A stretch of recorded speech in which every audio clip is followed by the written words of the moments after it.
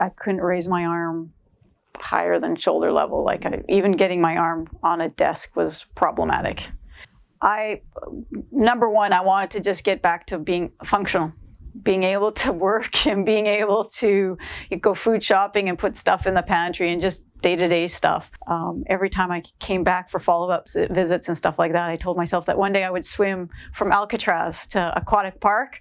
And so I set that as my goal. I didn't know if it would be achievable, but that was what I wanted to do. And then this past weekend, I ended up doing the Alcatraz swim. I swam from Alcatraz to Aquatic Beaches, part of the Alcatraz Swim with the Centurions. So it was fantastic to cross the finish line and they give you your finisher's medal. And I'm like, yes, I did drown. I did it.